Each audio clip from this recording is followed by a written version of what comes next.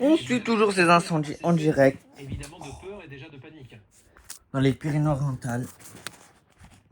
Donc pour moi, il n'y a pas d'édition spéciale, comme je vous l'ai dit. Un jeune monsieur qui est venu de lui-même, il est venu de Toulouse en fait, ce monsieur, parce que c'est la maison de ses parents en fait qui se trouve le long de la départementale des Deux où on était tout à l'heure, qu'on a dû évacuer parce que vous avez vu sur les images de Julie, il y a beaucoup de fumée, le feu est en train de gagner du terrain de ce côté-là, et il nous a dit, il est venu avec sa voiture de Toulouse pour essayer de sauver tout ce qu'il pouvait, il était presque en pleurs ce monsieur.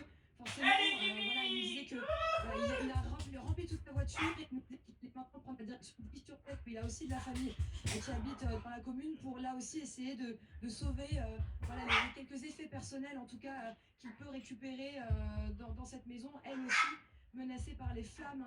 Forcément, il était submergé par les émotions. Ce monsieur, on imagine ce qu'il ressent d'avoir fait la route depuis si loin en imaginant ce qui allait l'attendre et en découvrant ce triste paysage, ce triste spectacle sur place avec, vous le voyez, donc cet épais panache de fumée. Oui, donc des évacuations qui sont en cours dans la commune d'Is-sur-Tête. Il y a aussi un peu moins d'une centaine d'évacuations qui a eu lieu dans la journée, un petit peu partout dans les communes qui étaient concernées, dans les maisons qui étaient isolées, parce qu'il y en avait aussi pas mal. Voilà, des maisons qui étaient, elles, encore plus vulnérables, parce que c'était les premières maisons qui ont été touchées par ce brasier dans le massif forestier. Merci beaucoup Clémence Renard avec Julie Benmoussa. On vous retrouve bien sûr dans quelques minutes. Commandant, quel conseil vous donnez peut-être aux habitants de ces communes qui voient les flammes arriver, les panaches de fumée se dégager à proximité de leur domicile? Qu'est-ce qu'il faut faire dans ces situations? C'est une très bonne question. Là, face à une situation comme ça, on est dans une situation de crise. La première déjà, c'est de dégager les accès d'escouade. C'est-à-dire que les routes, les chemins d'accès aux voies forestières doivent être libérés de manière à ce que les engins de secours puissent se prépositionner, voire partir sur une phase d'attaque de l'incendie. C'est aussi s'assurer que ses proches au téléphone soient mis en sécurité.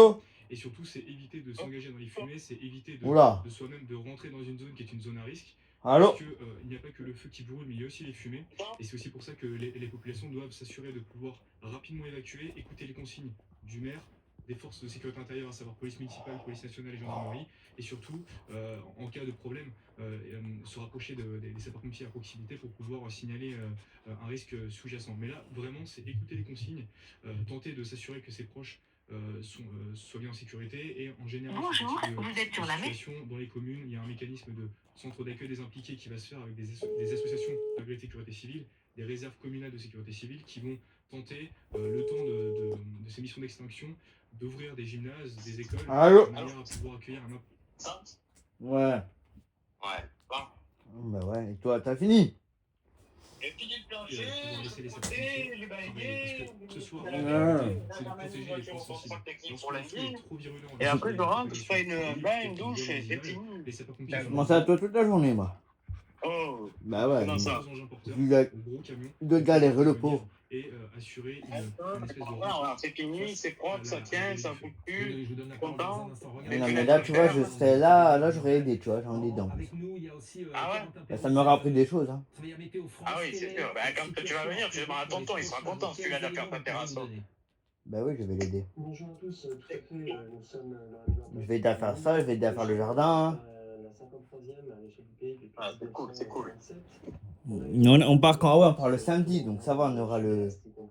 Tu seras avec nous le dimanche. Et c'est Oui, le dimanche avec vous, ouais. des jours pour atteindre un pic entre guillemets mardi, c'est-à-dire bah oui. se réchauffer progressivement. Tu l'as eu, Flo? Mardi, je lui ai envoyé les photos, il a bien bossé. Ah ouais, oh, c'est bien ça. Il est de bonne humeur là, ça va mieux. Il avait l'air. Il est plus énervé comme l'autre jour. Ouais, ça va, ça avait l'air d'être mieux. Oui, parce que vous avez trouvé la solution. Ben, on pense avoir trouvé la solution. Oui, ça a fonctionné. Pas se décourager. Non, moi je me décourage jamais. Je me dis de toute manière, toute expérience est bonne à prendre dans la vie. De toute façon, il y a quoi à faire, la mécanique. Toi, t'es fort, Flo, il est fort. Avec deux têtes, ça devrait marcher. Et ça marche pas, ça arrête de faire de la merde. Hein. Vous êtes pas bon. Merci pour ces précisions, Ludovic. Écoute, quand on fait d'erreurs, et plus on apprend. Ce qui est marquant, c'est de voir ces véhicules qui continuent de circuler. Et alors, tu racontes quoi? La circulation n'est pas Obligatoirement, ça fait partie de la stratégie mise en place par le commandant des opérations de secours en lien avec les forces de police, et notamment les forces de gendarmerie. peut-être que des zones ou des routes sont restées accessibles justement pour faciliter l'évacuation des populations. Et ça, c'est un point sur lequel j'aimerais qu'on revienne. On a l'impression que c'est quand on regardait les. Je veux dire, on dirait que les flammes sont au bout de la route. Effectivement, on a l'impression qu'elles sont pas loin. Maintenant, il faut savoir que dans les mesures qui sont demandées par les autorités, notamment par le préfet ou par le maire de la commune, c'est évacuer ou se confiner. Ça n'est pas la même chose, il faut respecter ces consignes. Quand on vous demande de vous confiner, si on ferme les fenêtres, on ferme les volets, on se colmate dans sa maison, on écoute la radio, on laisse son téléphone allumé, et surtout on n'essaye pas d'évacuer, parce que évacuer dans des conditions particulières, ça peut être dangereux. Et malheureusement, on a des exemples, notamment à l'étranger, je pense au Portugal, je pense à la Grèce, où plusieurs dizaines de personnes sont mortes dans leur véhicule parce qu'elles ont voulu évacuer alors qu'elles n'y étaient pas invitées, parce que c'était dangereux. Donc ça reste un point hyper important. Et quand je parle du téléphone, c'est aussi parce que les préfets, et je le rappelle aux préfets, qu'ils ont à disposition un dispositif d'alerte des populations qui s'appelle FR Alerte, et que dans ces cas-là, cet outil permet de prévenir tout le monde, y compris les touristes qui ne sont pas forcément identifiés dans les listes d'appels que les maires ont à leur disposition. Ce dispositif d'alerte permet de faire sonner votre